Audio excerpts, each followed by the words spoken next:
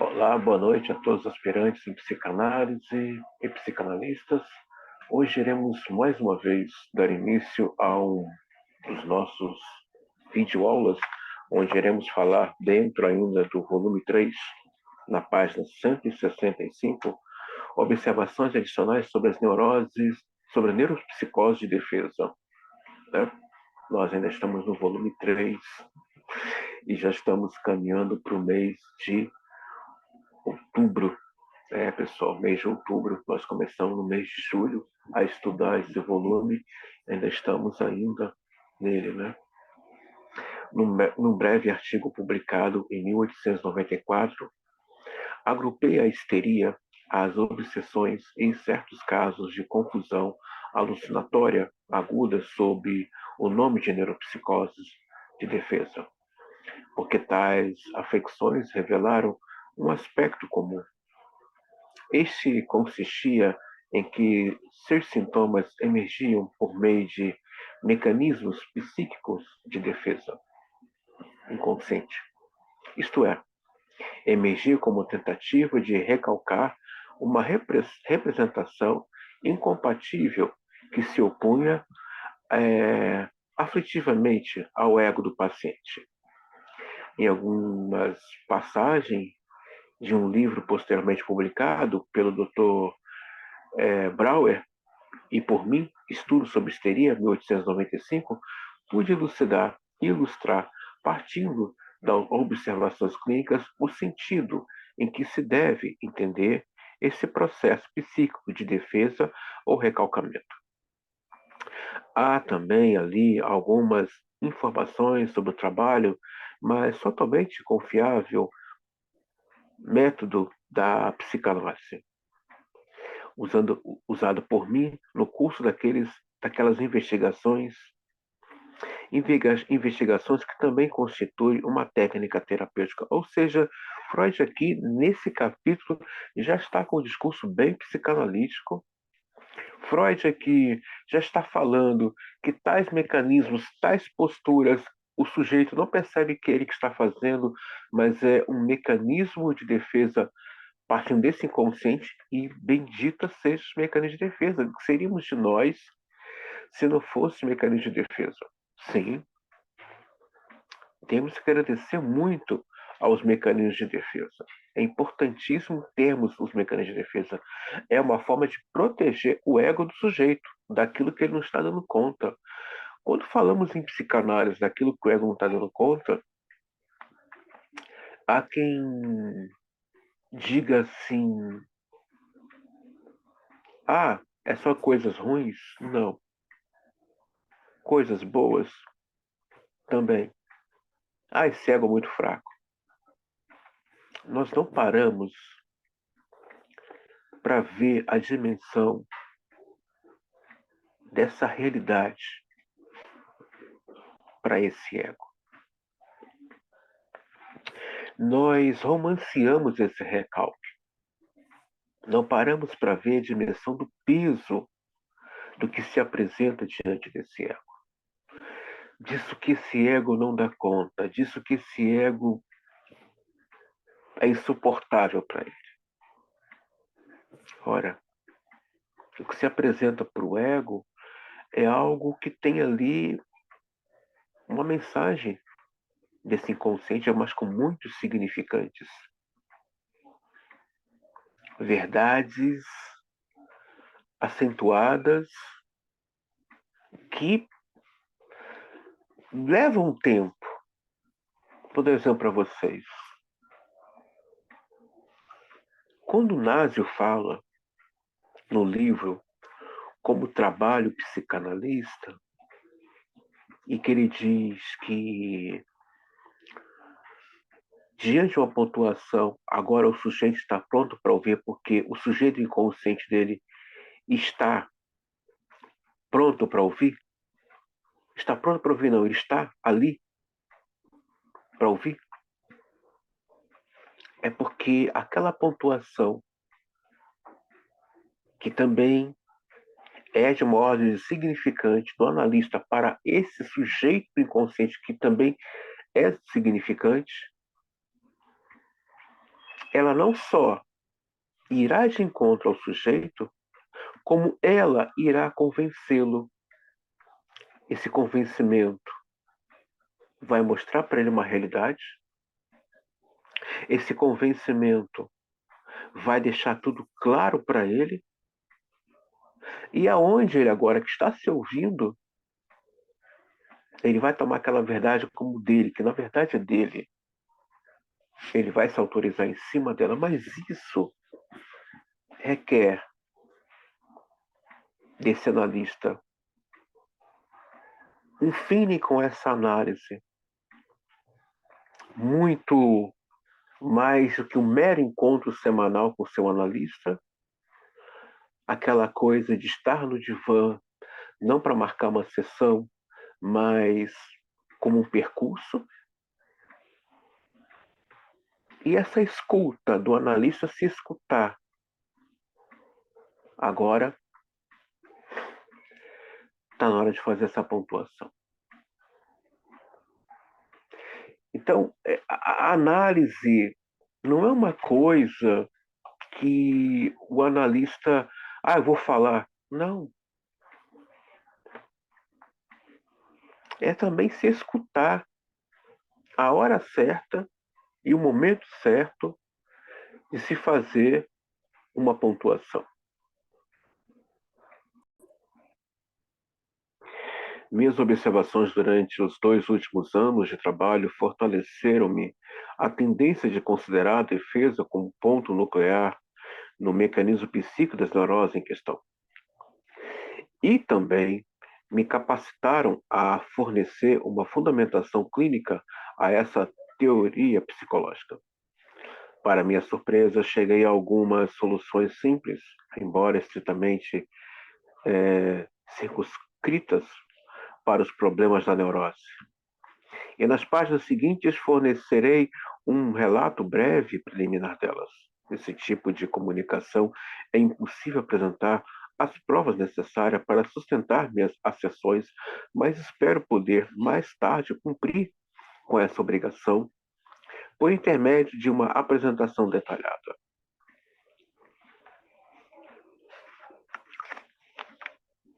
Ora, ele está há 12 anos, juntamente com Brauer, estudando neurose e histeria. O que se espera de uma pessoa depois de 12 anos estudando assiduamente neurose e histeria? O que se espera de uma pessoa dessa? Essa pessoa tem aí um arsenal de conhecimento em cima de literatura, em cima de artigos. Então, quando ele fala que me fortaleceu, ele agora está com uma outra ótica, com outro viés, uma linha tênue que ninguém explorou, que é o inconsciente. Pessoal, só uma observação. Freud não descobriu o inconsciente. O inconsciente já existia, tá, gente? Freud não descobriu o inconsciente. Freud não inventou, não criou.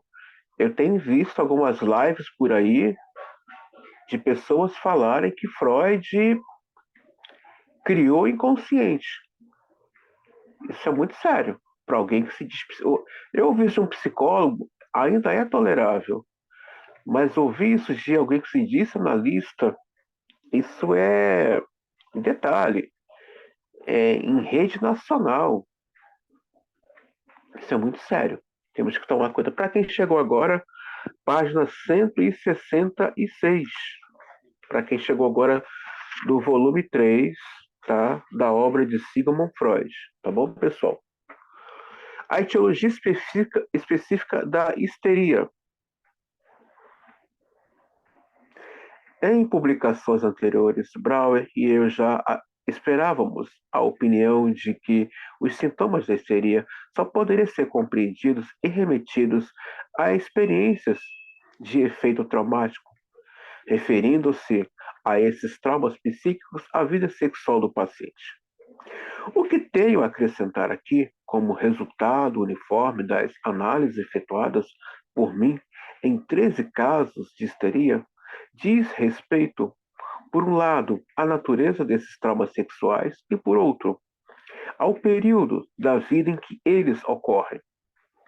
Para causar a histeria, não basta ocorrer em algum período da vida do sujeito um evento relacionado com sua vida sexual, e o que se torne progênico, patogênico pela liberação e supressão de um afeto aflitivo. Pelo contrário, tais traumas sexuais devem ter ocorrido na tenra infância, antes da puberdade. Em seu conteúdo, deve consistir em uma irritação real dos órgãos genitais pelos processos semelhantes à copulação. Ora, nós vamos entender isso bem, e isso nós vamos precisar trabalhar bastante aqui em aula com vocês. É um assunto que é o carro é um dos vagões. Primeiramente, a temática central da obra do Freud, a gente tem que deixar isso aqui claro, e Freud não abre mão disso, é o inconsciente. Freud, até o final da sua obra, ele vai bater em cima dessa tecla, toda a psicanálise, ele vai dizer que ela é um método de investigação no que tange ao inconsciente e quais são as vias que nós acessamos esse inconsciente. É pelo sonho, pelos xixes, pelos atos falhos, tá? São 3 elementos aí que nos dá essa abertura, tá bom? Mas também o discurso é um outro elemento que nos ajuda a acessar esse inconsciente. Mas há outros elementos que compõem aí a clínica do Freud. Há outros elementos, né? Que é a neurose, a histeria, a psicose, né? Embora o Freud em si tenha atendido poucos pacientes de ordem psicótica, quem mais atendeu pacientes de ordem psicótica foi, na verdade, o Bion e o Lacan, mas é bom deixar claro aqui elementos que compõem essa clínica e que uma delas, né, que faz com que o senso comum fale de maneira esdrúxula a nosso respeito, que é psicanalista só fala em sexo. Psicanalista, seja bem-vinda, Edmara, seja bem-vinda, querida. Então, temos que entender isso bem entendido, tá? Porque quando o Freud vai falar a questão da sexualidade, da pulsão libidinal, ele está falando num todo, tá? Tanto ele quanto em um. Nós não vamos ver isso. Em Lacan, nós vamos ver a questão da libido mais por uma questão de força, poder, né? Ele vai trabalhar muito isso na clínica voltada no desejo do analista, né? Nós vamos ver o Lacan trabalhando com a questão libidinal desse aspecto do Freud, mais no contexto do desejo do analista, né, na questão fálica da clínica, né?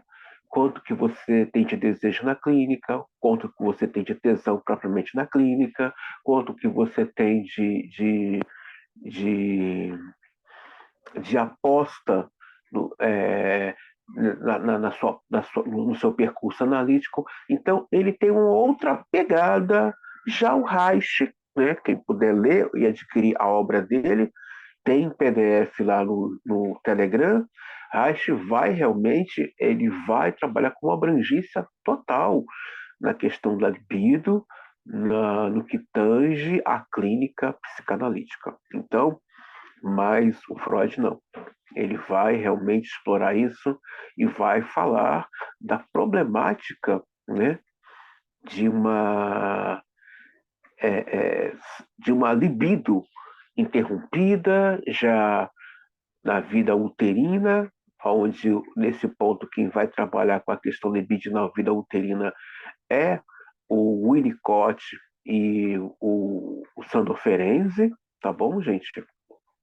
Mas é importantíssimo entender, e o Freud vai destacar isso nos três ensaios, ele vai falar que ele compara a libido como uma bomba nuclear, algo de uma explosão que é devastadora. É assim que Freud vê a libido. Ele vê como uma força devastadora, algo interessante, que é um texto bíblico no Novo Testamento que o apóstolo Paulo vai dizer sobre isso não há controle, né? O próprio apóstolo Paulo faz recomendações acerca da libido. Sobre isso não há controle. Não há controle sobre isso, não há controle. Então,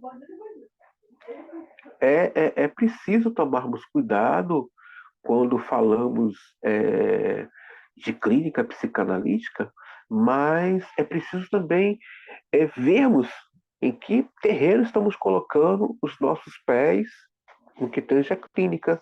Cada clínica tem uma pegada, cada clínica tem uma abordagem, mas Freud vai trabalhar com essa pegada bem forte, bem pesada, no que tange a histeria, a neurose, a psicose e a questão libidinal, ou seja, a questão da sexualidade humana. Descobrir um determinante específico da histeria. Olha, gente, a gente está desde o volume 1 estudando sobre histeria, né? Histeria, neurose, né? Agora estamos entrando na neuropsicose. Eu acredito aqui que se a pessoa estiver, né, bem apostando na sua clínica, se fizer um trabalho minucioso, uma pesquisa à parte sobre neurose, né, que são aqui Freud ele apresenta apenas a neurose, né, no que tange a questão histérica, né, obsessiva, fóbica, mas nós vamos ver depois do Freud, o próprio Bill vai trabalhar com diversas neuroses que se apresentam na clínica. O Freud também vai falar, mas ele não detalha ela em toda a sua obra, né? Assim como também na questão da transferência. Freud vai falar trabalhar com transferência positiva e negativa. É o Bill que vai destrinchar dentro da transferência positiva, a transferência idealizadora. Temos que tomar cuidado, muito cuidado, tá? Com a transferência erótica, tá? E com a transferência sexual. Temos que tomar cuidado com isso. André, são iguais? Não são. Não são. Temos que tomar cuidado com isso. O paciente pode ter uma transferência erótica com o seu analista, tá? E é bem diferente de uma transferência sexual. A transferência realmente sexual, ela é carregada de afetos, tá? Ela é carregada de uma fantasia de cuidado com essa pessoa do analista ou da sua analista, mas a questão erótica é aquele desejo realmente de possuir o seu analista ou a sua analista. Então, temos que tomar cuidado. Quando se fala em transferência erótica, não é a mesma da transferência sexual. Temos que deixar isso bem claro. Erótica não é a mesma coisa que sexual, não é. Não é. Vamos deixar isso aqui bem claro aqui nessa aula. A transferência sexual tem aquela coisa do cuidado, tem aquela coisa de querer ver bem a pessoa amada, que é o analista ou a analista desse sujeito. A transferência erótica não é aquela pegada realmente de haver uma consumação, né? De haver ali um encontro realmente entre pares. Temos que estar atento a isso. Em todos os casos de histeria, inclusive dos casos masculinos que analisei, não é necessário fazer mais do que uma menção ao enorme grau em que ficam diminuídas as alegações em prol de uma predisposição hereditária em face desse estabelecimento de fatores etiológicos acidentais como sendo determinantes. Além disso, fica aberto um caminho para se compreender por que a histeria é tão mais frequente nos membros do sexo feminino, pois já na infância estes são suscetíveis a provocar ataques sexuais. As objeções mais imediatas a essa conclusão serão provavelmente que as investidas sexuais contra crianças pequenas ocorrem com demasiada frequência para terem qualquer importância etiológica, ou que esse tipo de experiência está destinado a não ter efeito precisamente por acontecer com pessoas não desenvolvidas sexualmente. E ainda que se deve ter o cuidado para não impor aos pacientes supostas reminiscências dessas espécies ao interrogá-los, e para não acreditar nos romances que eles mesmos inventam.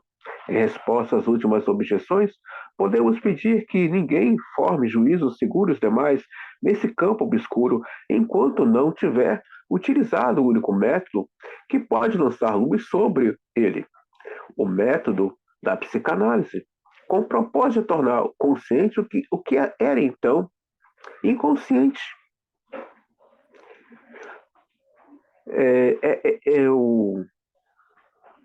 O essencial nas primeiras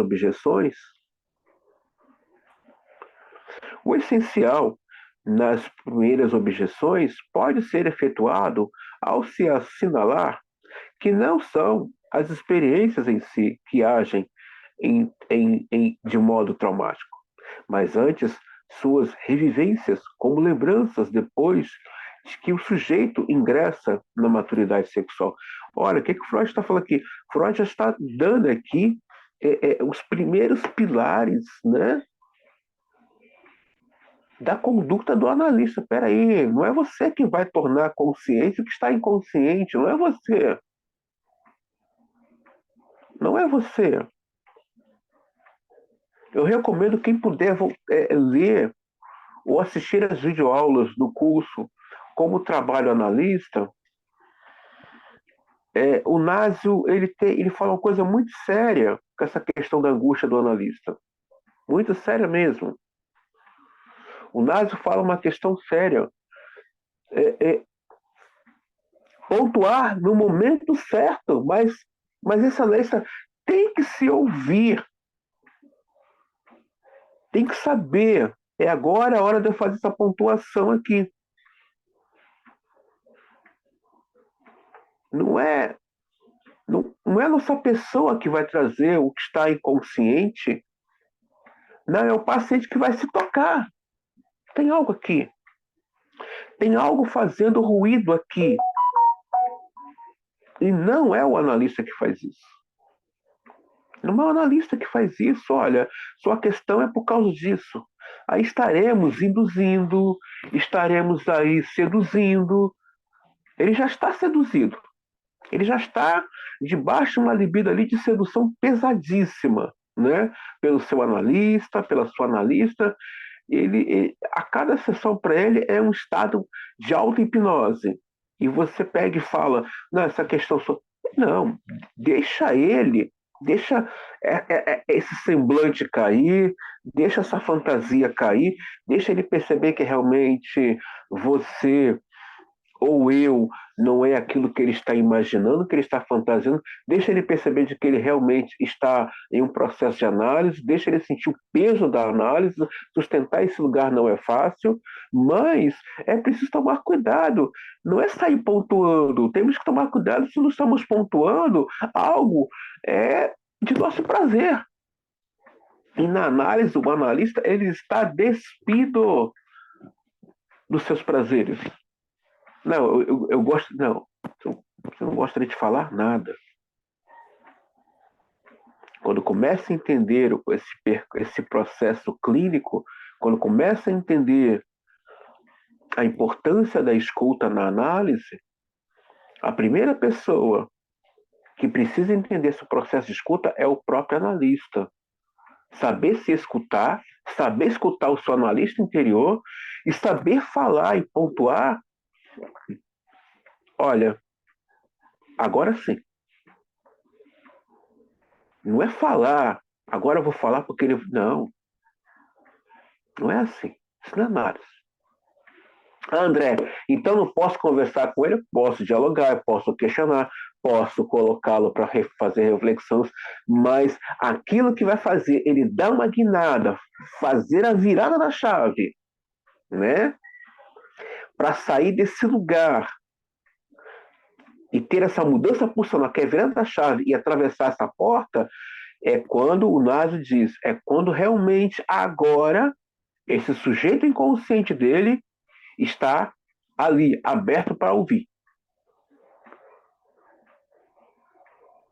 Mas primeiro o analista tem que também se ouvir. Agora sim, ele está pronto para ouvir. Não adianta, gente, não adianta pontuar certas coisas para o paciente se ele não está pronto para ouvir. É como alguém que tem muito conhecimento, mas não tem sabedoria. Aquele conhecimento não tem ali algo que venha decifrá-lo. Mas quando se tem sabedoria, aquele conhecimento ele ganha uma certa luz. Ele ganha uma certa vivacidade. Não adianta falar certas coisas para o paciente que ele já sabe, que ele já sabe. É aquilo que ele nunca parou. Peraí, mas isso aqui agora eu tô entendendo isso aqui. Agora que você falou fez sentido. Para ele, não para o analista. Temos que tomar cuidado com isso. A clínica, ela é séria, ela é viva.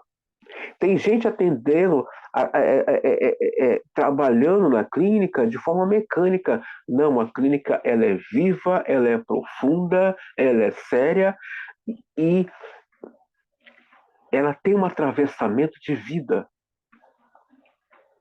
Temos que tomar cuidado com isso. Ah, o pontuei. Aí é o problema dele. Não, cuidado. Não vamos chamar de resistência porque não é resistência. Temos que tomar cuidado. Temos que tomar cuidado com as nossas contas transferências, perceber quando estamos em conta transferência, temos que tomar cuidado realmente, saber realmente a hora. Agora sim, ele está pronto para ouvir. Mas é ele, não é o analista. Eu vou falar agora, porque agora não. Não é no meu acho, não é isso. É também se ouvir. Agora posso falar isso com ele. E aquilo vai dar para ele um sentido e aonde haverá, na própria experiência de vida dele, uma mudança posicional. Não, eu pontuei, não, você não pontuou verdade. Nós não pontuamos verdade para o paciente. Nós sinalizamos essa chave aqui. Nossa, caramba, estava aqui o tempo todo. Uhum. É só apontar para ele. Não é o que eu acho que eu tenho que falar. Não é isso. Isso já não é mais psicanálise, é outras coisas. As objeções. Tá todo mundo me ouvindo perfeitamente, pessoal?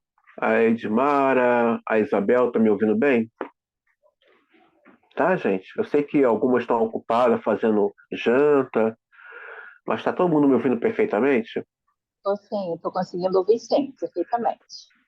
Eu tô com dois óculos hoje, que um tá todo embaçado, mas como eu sou muito obsessivo, já deixei um de reserva para leitura. Os dois são de leituras, aí é para longe, né? Então, não sei se vocês notaram, estou com outro óculos aqui hoje, mas é para leitura também, porque o outro está todo embaçado, então estou deixando ele para usar no meu dia a dia. A Isabel está me ouvindo bem, Isabel?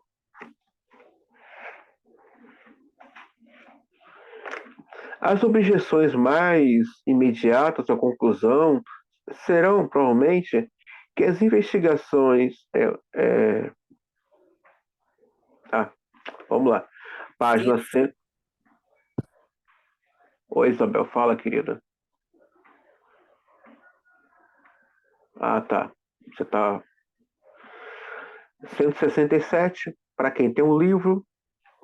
Realmente, tem um estudo que vai mostrando, né? O número de psicopatas, a maioria é homem, grande parte de histerias é mulheres, mas hoje também há homossexuais. Só uma abertura aqui, tá? Homens com um universo muito feminino tendem a uma histeria, tá, gente? Não quer dizer que eles são gays. Homens cujo seu universo psíquico é muito feminino tende a uma histeria, tá bom? E não quer dizer que são gays. Alguns são gays, outros são metrosexuais, tá bom? Vamos tomar cuidado com isso. Não vamos generalizar. Com relação à psicopatia, grande parte é realmente homens, há um número realmente pequeno de mulheres psicopatas. No que tange ao narcisismo, grande parte também são homens, mas também tem uma parte também de mães narcísicas, mas aí tem uma questão aí atrelada, né, com a sexualidade delas, né, dessas mães, essas mães narcísicas, grande parte delas tem um certo traços masculinizados, né, e questão da neurose obsessiva é bem mesclada entre homens e mulheres, a neurose infantil também entre homens e mulheres, mas no que tange a psicose, grande parte também são homens, né? Temos históricos alguns de drogas e álcools, né? O índice maior hoje de alcoólatras ou de psicóticos são de ex-religiosos, de grande parte evangélicos, né? Na questão da compulsão da sexualidade hoje, ou da compulsão sexual hoje, grande parte hoje não são mais homens, né? Essas estatísticas mudou, né? Isso era na década de 80, havia uma estatística de que a compulsão sexual estava acentuada muito nos homens, hoje mudou. A própria revista Veja, na década de 90, fez uma reportagem muito interessante, né? Elas não querem mais dinheiro, elas querem poder e sexo. Uma notícia, não digo jornal, mas de uma revista que é a Veja, em, falando sobre a mulher desejando poder e desejando. Porque o sexo é poder, né? Sexo é poder, a palavra em si é puro sexo, né? E hoje essa questão da compulsividade sexual não está mais direcionada à figura dos homens, mas sim das mulheres. E grande parte de mulheres casadas, tá? Grande parte de mulheres casadas. Então, vamos para vocês que são atravessamentos que hoje chegam na clínica e é preciso nós fazermos essa leitura desses atravessamentos que nos chegam nos nossos consultórios, no nosso set analítico. Temos que estar atento a isso. Temos que tomar cuidado, né? Por isso que é importante fazer esse laboratório fora da clínica de leitura, de pesquisa, somente de cunho epistemológico, perceber os sintomas atuais, não as estruturas, mas os sintomas eles mudam de acordo com a cultura. Hoje temos um novo grande outro e um novo inconsciente. Se vocês não estão a par, temos hoje um inconsciente digital. Temos um grande outro digital. Temos hoje uma linguagem digital. Então, tudo isso hoje chega na clínica.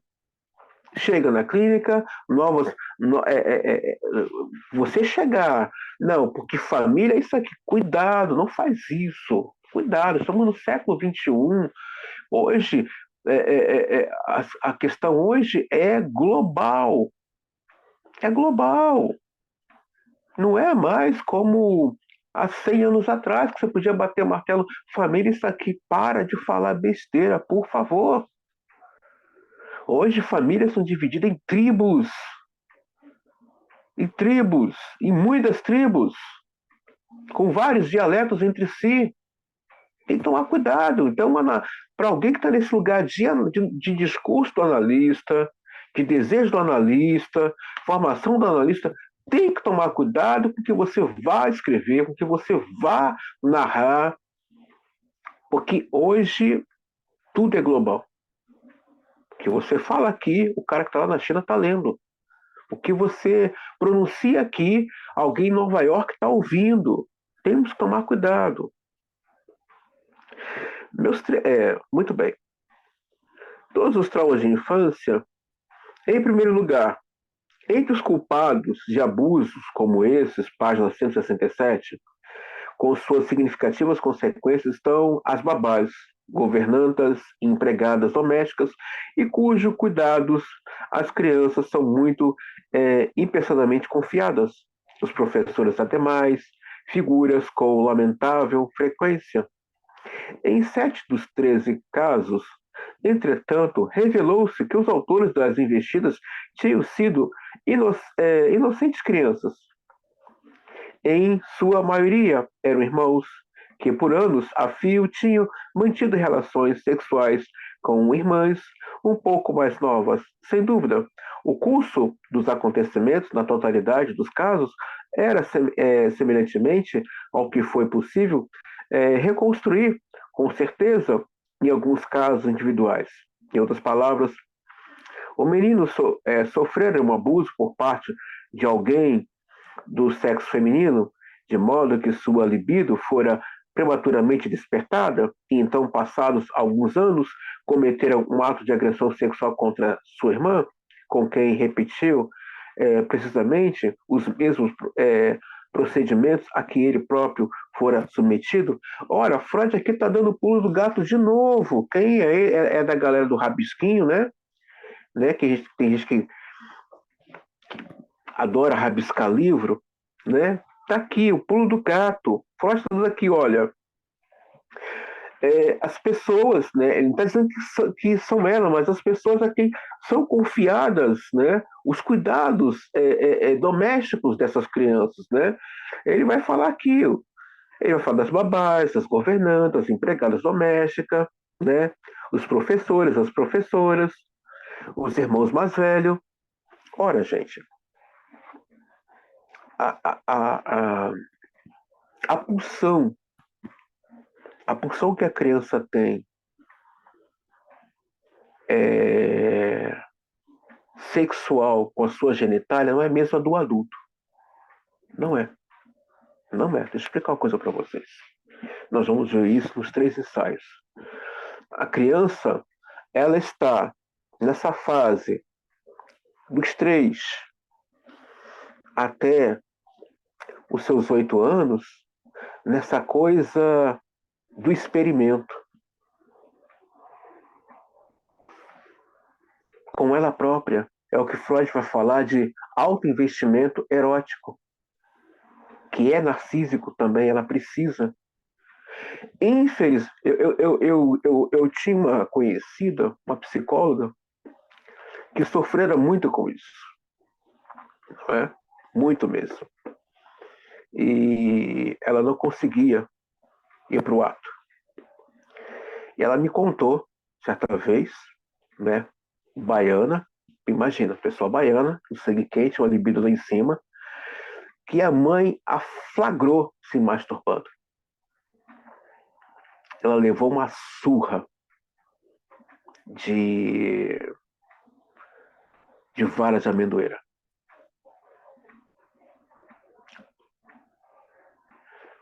Os pais, mal resolvidos com a sua sexualidade,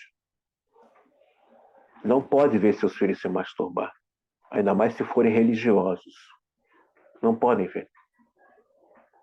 Quando um pai ou uma mãe está mal resolvido com a sua sexualidade, ele teme que o filho lhe veja nu.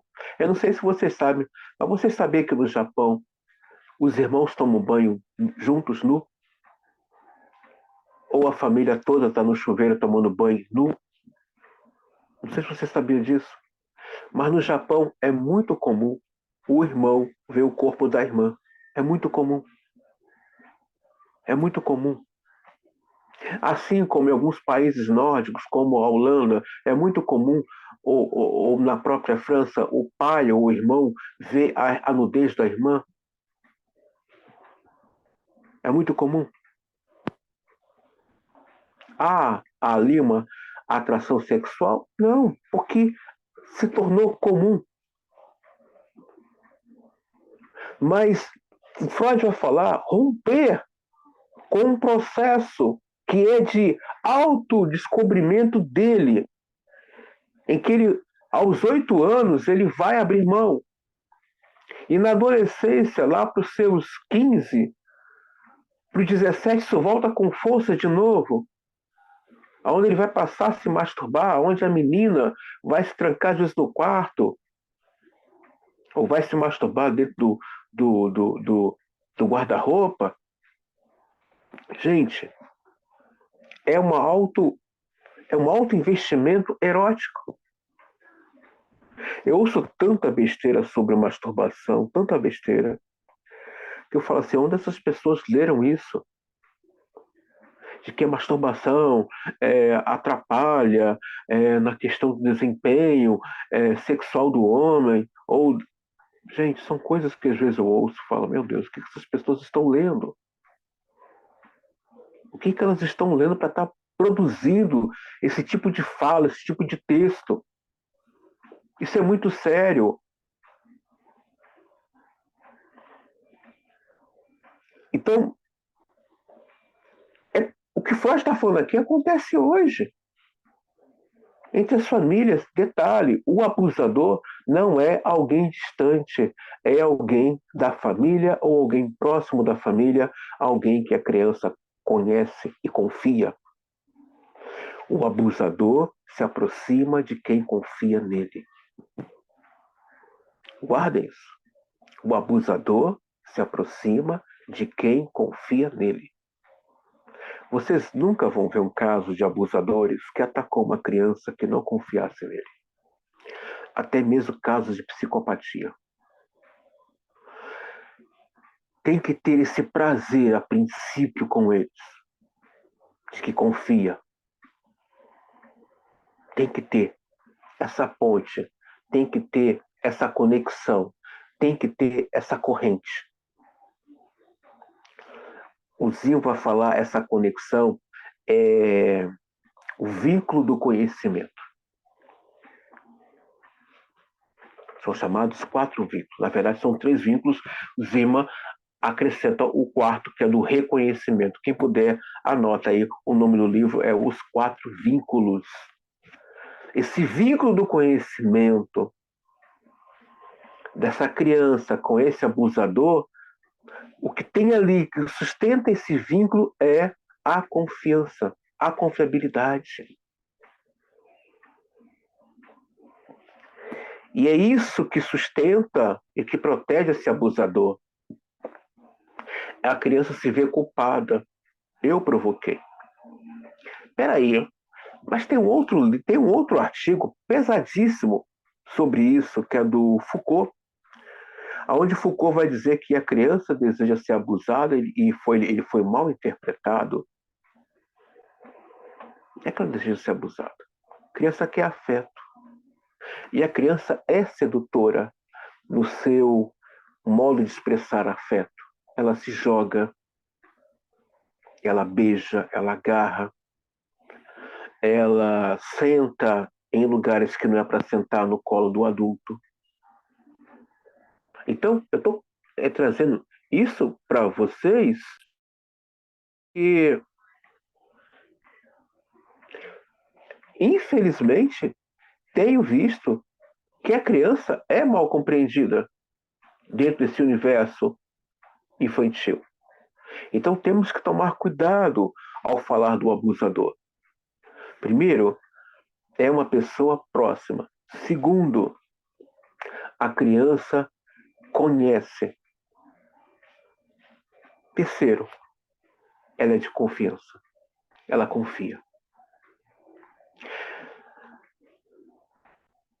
As pessoas que mais nos ferem são as pessoas que a gente deposita uma certa confiabilidade. Nós não nos decepcionamos com o estranho. Nossos traumas, nossas dores, é a partir de alguém que conhecemos. É a partir de alguém que depositamos um grau de confiança, de credibilidade, de honraria. Temos que tomar cuidado com isso. Nossas dores são pautadas em confiabilidade, não são em estranhos. São em pessoas que conhecemos e que temos um vínculo de confiança. Então, hoje, essas questões que se repetem hoje, né, que não para, né, tem essa marca na história da humanidade, essa questão do abuso, né, que está ligada também ao abandono, né, se repete hoje. Então, se você tem uma babá, se você tem um primo, uma prima, um tio, ah, mas ele é da família, a gente confia, ok, mas você não sabe o que se passa na cabeça dele ou dela. Você não sabe. Você não sabe. Nem ele mesmo sabe. Como mesmo a gente viu na aula passada, esses impulsos adormecidos que o sujeito não sabe. O que foi que acordou, que esse sujeito se viu perturbado, atraído em atacar aquela criança. É preciso tomar cuidado. A criança tem que ter esse olhar do cuidado, esse olhar de nomeação, de que você está sendo cuidada e olhada pelo papai e pela mamãe. A masturbação ativa deve ser excluída da minha lista das perturbações sexuais na tenridade, que são patogênicas para a histeria.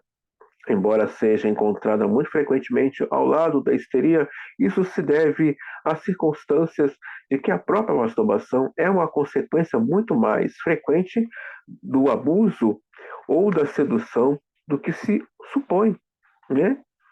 Então, geralmente, veja bem, ele vai ver a masturbação dentro dessa questão da sedução, que é um alto investimento erótico, narcísico, do sujeito nele próprio, de fazer um investimento de desempenho, né? Mas ele também vê também como uma questão consequente do abuso, né? Esse sujeito, ele foi marcado, esse sujeito, ele tem aí, ele pertence a alguém. Ele pertence a alguém depois desse abuso. Ele não vai esquecer nunca mais o nome, o rosto dessa pessoa. Aquilo que você nomeia é aquilo que te pertence. E aquilo que agora ganha existência pela via da nomeação. Aquilo ganha força, aquilo ganha status e aquilo ganha excelência. O abusador, ou quando falamos de abusos sexuais, também podemos incorporar aqui as violências domésticas, né? Elas ganham certos estatuto na vida do sujeito. Ela ganha. Então temos que tomar cuidado com isso. Uma vez que se nomeia uma coisa, aquilo ganha existência, aquilo ganha importância e aquilo tende a se materializar, o que foi nomeado. Página 168. Alguma dúvida até aqui? Alguém quer falar alguma coisa? Não? Não, tá tudo bem. Pode.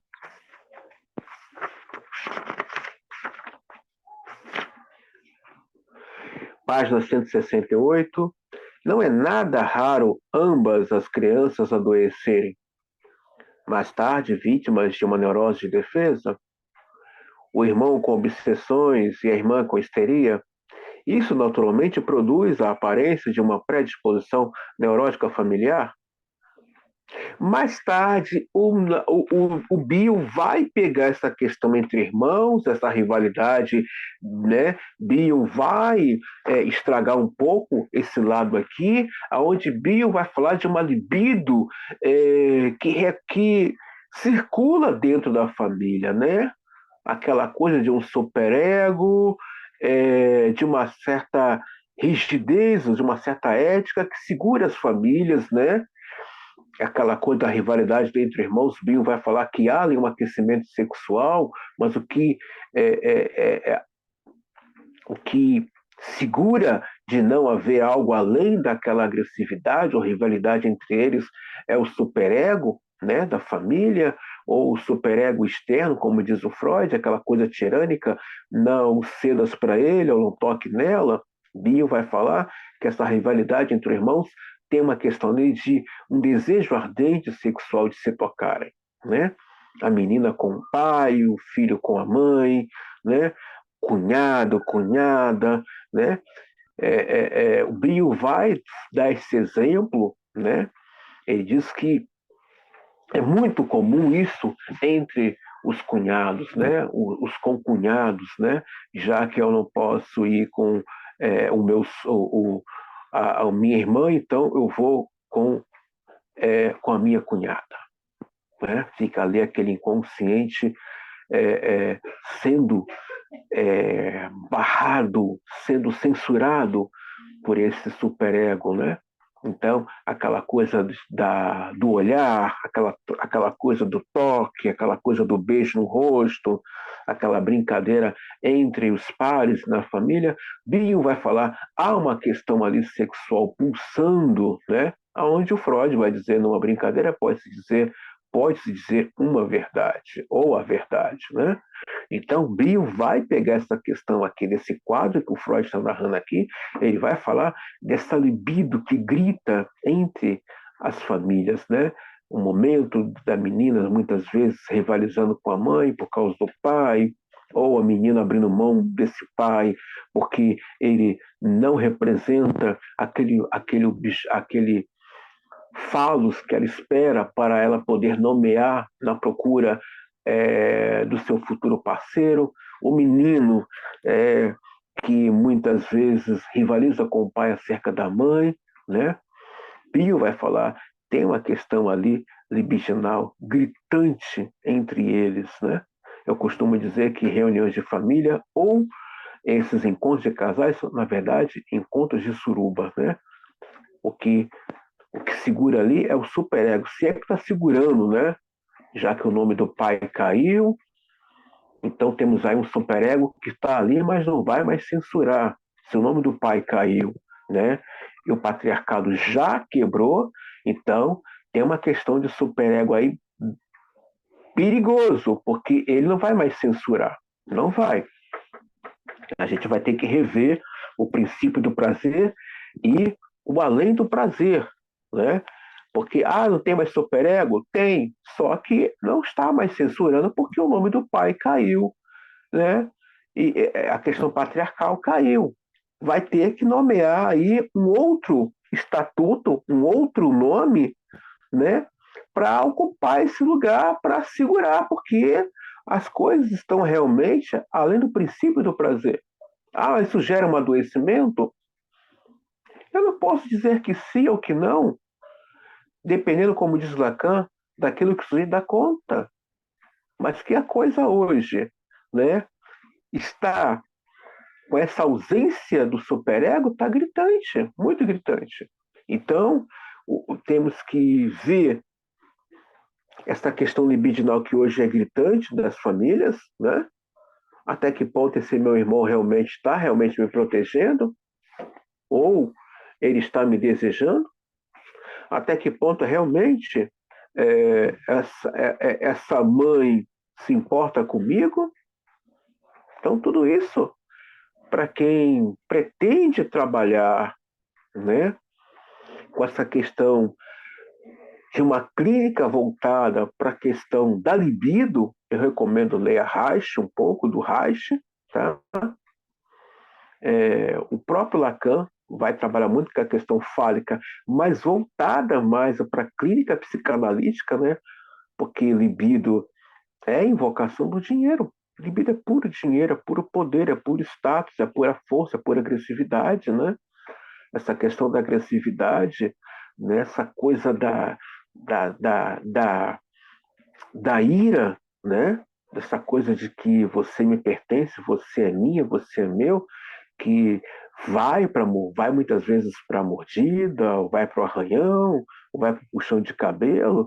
Ali mostra a intensidade desse desejo. O Bion vai trabalhar com ódio.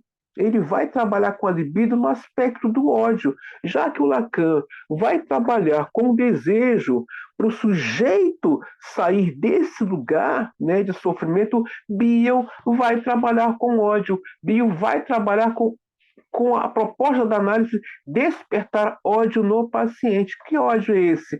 Sair desse lugar. Né? Enquanto que a sociedade e as outras modalidades terápicas tenta deixar o sujeito calmo, Bion quer que o sujeito viva a sua natureza, principalmente o ódio. Sim, o ódio. O ódio, né? Enquanto que o Lacan vai trabalhar com uma libido agressiva, né? Com uma libido agressiva e canalizar ela para o desejo, porque o desejo é movimento e o desejo também é agressividade, Bio vai trabalhar com a libido, só que na ordem de um ódio, juntamente com o desejo, né?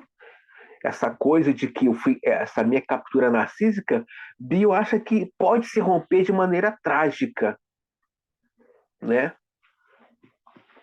Aquela fala romântica que eu acho tão sem graça, muito sem graça mesmo. É, é, é, eu não sou o que eu não sou o que fiz, eu não sou o que fizeram de mim. Eu não sei. Se alguém puder me ajudar a completar a frase, eu não sou o que fizeram de mim, alguma coisa assim. Não. O que fizeram com você te arrebentaram. Não é para romancear essa dor. Não é para romancear, não. Te arrebentaram mesmo. Então, a psicanálise trabalha com despertar dessa raiva. E aí? Vai ficar nessa coisa do perdão? Vai ficar nessa coisa do deixar para lá? Não, peraí. Você está danificado.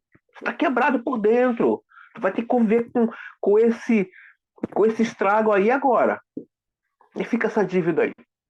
Então, o Bio vai trabalhar com ódio, despertar esse ódio no paciente para que ele possa de uma maneira agressiva sair desse lugar, mas sair para ele próprio, de encontro a ele, sair dessas amarras que ele prende. Né?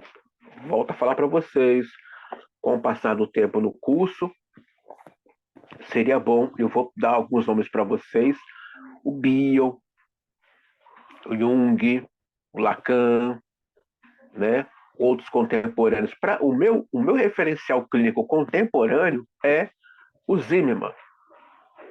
Para mim, Zimmermann está atravessado na minha clínica. Está atravessado. Está tão atravessado que, na minha neurose obsessiva, eu procurei ter toda a obra completa dele. Ele escreveu 10 livros muito bons sobre clínica e sobre a questão da transmissão psicanalítica, que são os livros teóricos dele, que são maravilhosos, com os fundamentos, é,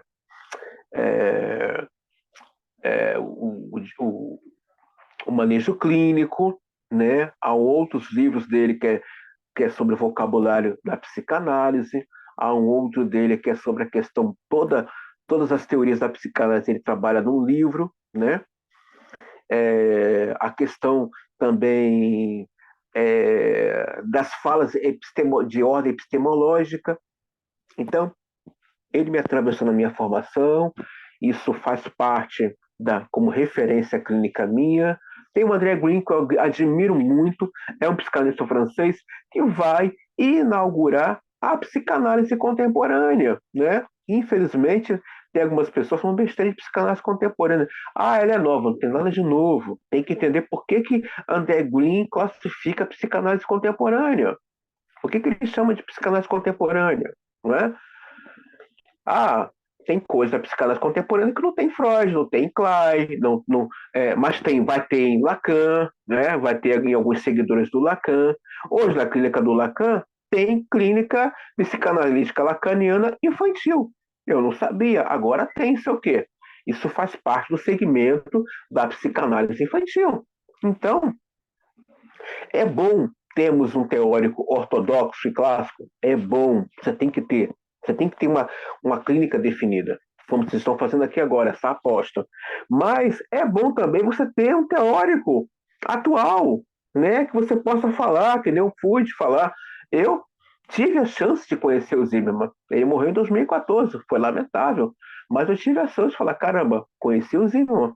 Então, eleja o teórico de vocês atual. Isabela tá aí? Qual a Isabela que chegou aí? Eu, Isabela Santana. Santana. Já jantou, Isabela? Não, Tá com fome? também não. Já comprou seu pãozinho, seu pãozinho de queijo? Tá animado, olha. Tadinha. Tá meio batidazinha, mas daqui a pouco ela vai jantar, bichinha. A Edmara tá na cozinha fazendo comida. Como é que ela tá assistindo a aula? Eu não sei. Tá na cozinha fazendo comida. Deve estar com fone. Tadinha, né? Minha bichinha, gente. Tá lá fazendo comida. Ocasionalmente, em um dos meus casos, um irmão, uma irmã e um primo e um pouco mais velho estavam todos doentes. A partir da análise que realizei com o irmão, fiquei sabendo que ele sofria de autoacusações por causa da doença da irmã. Ele próprio fora seduzido pelo primo e este último, como era sabido na família, fora vítima de sua babá. Vocês percebem? Marcas que são deixadas no mundo. Outro dia eu vi uma besteira sobre castração em pedófilos. Falei, meu Deus, a questão ali não é algo da ordem da genitália. É o que está demarcado nesse inconsciente. Ele não nasceu pedófilo.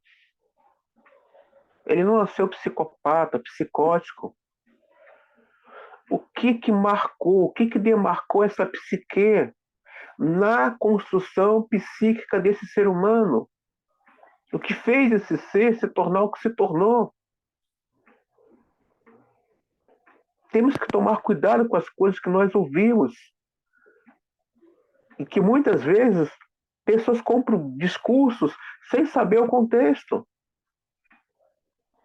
É preciso tomarmos cuidado com as coisas que nós lemos, ouvimos, vemos e ter uma base para poder responder. Outro dia, uma pessoa, a psicanálise não está mais respondendo às ciências. Estava lá uma discussão e eu coloquei uma palavra simples, não sabia que ia ter uma repercussão de mais de uma semana, e eu falei, a psicanálise não responde a ninguém. Só coloquei assim e dei as costas. Nossa, mas choveu pessoas me discutindo, por que não discute? E uma pessoa estava ali angustiadíssima, muito angustiada. Ah, mas a antropologia fala isso, fala aquilo, o Freud ainda está em totem tabu. A antropologia está a serviço da ciência. Ela tem que responder a um mestre. A psicanálise, ela responde a ela própria. Como eu percebi que ele estava angustiado, ele queria uma resposta plausível para amenizar a angústia dele, deixar aliviado, e eu não sou analgésico de ninguém, eu só falei para ele, mas a antropologia está certíssima. Eu fiz o trabalho da psicologia inversa. A antropologia está certa, ela tem que dar respostas para a sociedade, para a universidade, ela tem que dar resposta. Não a psicanálise. É você saber o seu lugar, é você conhecer o seu universo, é você entender esse processo, esse percurso aqui, de maneira, como diz a gíria, suave. Suave. Né? De vez em quando eu escuto essa palavra, suave. Você falar de maneira branda, leve, mas falar com convicção, com certeza. Por que ela não responde? Por que não? Eu não vou explicar para ele de maneira técnica que ele não vai compreender. Ele não tem escuta para isso. É preciso saber quem tem escuta para ouvir o nosso discurso. E para quem está sendo direcionado o nosso discurso. E não se aborrecer, e não perder tempo com pessoas. Eu botei um podcast ontem. Foi ontem? Não sei se foi ontem, foi terça-feira. E 3 vídeos daquele psicanalista que trabalha em universidade respondendo a um cara angustiado que estava ali tentando provocar ele. Ah, mas ainda não sabemos se a psicanálise é eficaz. Ele responde de maneira branda. Mas por que você quer que ela seja eficaz? Por que você quer que ela seja uma ciência? Para que essa coisa territorial? Para quê? Para que vocês querem isso? A psicanálise não quer demarcar terreno, a psicanálise quer fazer o percurso dela, tratar, ouvir, dar um lugar de escuta para esse sujeito que chega na clínica. E o cara estava lá nervoso, provocando o analista respondendo com ele com calma. Mas para que vocês querem mais territórios? Para quê? Para que vocês querem colonizar? Já tem tanta gente colonizada aí, com tanta ciência. Psicanálise não quer colonizar, não quer reinar sobre ninguém, nenhum analista. Quer deixar o sujeito livre. Isso é a clínica. Ela não tem a palavra final, não quer ter. Não quer ter. As demarcações, a ciência da psicanálise é do inconsciente. Quem fala por ela, quem responde por ela, é o paciente. Quem responde por esse lugar que eu estou aqui são vocês, não sou eu.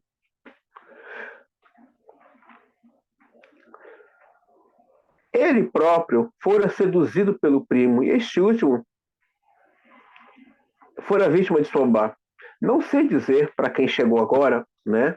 Para quem adquiriu a obra do Freud semana passada, volume 3, página 168, para quem chegou agora. Não sei dizer ao certo qual a idade máxima abaixo da qual a ofensa sexual desempenha um papel de etiologia da histeria. Duvido, porém, que a passividade sexual possa resultar de um recalcamento depois de uma idade entre 8 e 10 anos. A não ser que isso seja possibilitado por experiências anteriores. O limite mínimo retrocede tanto quanto a própria memória. Isto é, portanto, até a tenridade de 1 ano e meio ou 2 anos, tive 2 casos desse tipo. Em muitos dos meus casos, o trauma sexual ou a série de traumas ocorreu no 3º ou 4º anos de vida. Eu mesmo não daria crédito a essas extraordinárias descobertas e se sua completa confiabilidade não fosse comprovada pelo desenvolvimento da neurose subsequente. Gente, isso aqui é 1899. Freud está trabalhando com abuso sexual de 3 anos para baixo.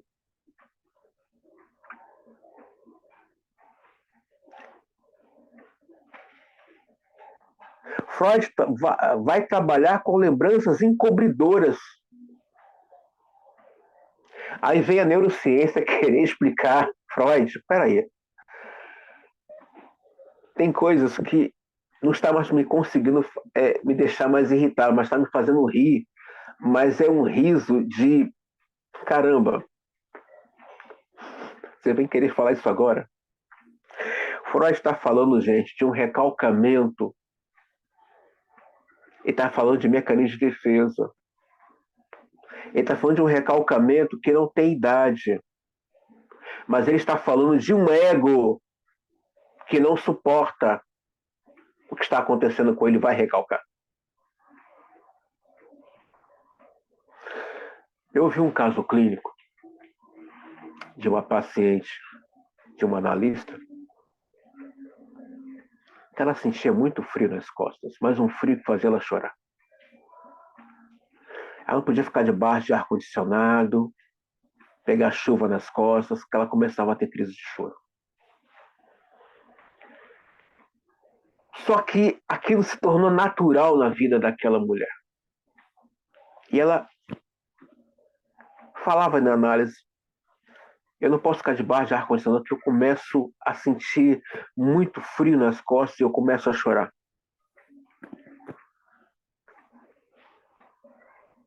Um dia, a mãe dela conversando com ela: olha só como é que estão as coisas. Ela não foi hipnotizada, ela não foi seduzida. Isso era corriqueiramente uma das suas falas no seu processo de análise. A mãe dela disse que aconteceu uma coisa quando ela nasceu. Tá todo mundo me ouvindo bem, gente? Eu tô. Sim, perfeitamente. E aí, quando ela nasceu, teve complicações no parto. Assim que ela foi retirada, a mãe dela começou a passar mal.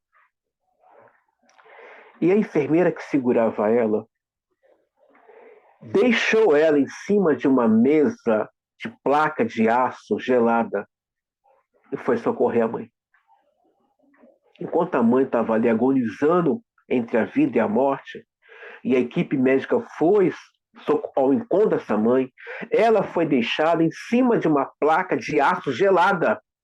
Quando foi de propósito, foi aquela coisa de impulso de equipe médica. Aquilo demarcou aquele inconsciente, gente. Ela chorando, agonizando, frente ao sofrimento da mãe, naquela placa de aço gelada. Então aquilo demarcou ela que toda vez que ela ficava debaixo de um ar-condicionado, ou que pegasse vento gelado nas costas, ou chuva, ela tinha crise de choro. Gente, ela estava, como diz a Clay, revivendo essa dor. Nada escapa desse. Vocês querem entender um pouco mais o que eu estou falando? Leia o livro de Renate Jones. Renate Jones, ela já morreu, era uma junguiana, fez um trabalho fantástico sobre as chaves do inconsciente. Tem lá no Telegram os 2 PDF e o Inconsciente Sem Fronteiras. Leia. Renate Jones vai dizer uma coisa muito importante no livro 2, As Chaves do Inconsciente. Ela vai dizer: o bebê, ele tem psicoafetivo inconsciente. Psicoafetivo inconsciente, ou seja, ele pode não ter cognição, mas ele tem um inconsciente. Capta a transmissão, a intenção, a perversidade. Capta. Entendendo o poder desse inconsciente, como ele é algo que não tem palavras que dá para a gente definir o que é esse inconsciente. Por isso ele está sempre em formação, não está definido. O inconsciente não está definido. Guardem isso com vocês. Nada nele está definido. O inconsciente é como um universo. Ele está sempre se desdobrando. Está sempre em formação, crescendo. Está sempre se atualizando e reatualizando. Ele é vivo. Percebam, o próprio Freud, sem conhecimento de neurociência, vai dizer: eu peguei casos de pessoas que sofreram abuso de 2 anos para baixo. Ele vai dizer: eu mesmo me espantei. Aí vem a neurociência querer explicar. Eu fico, às vezes, embabacado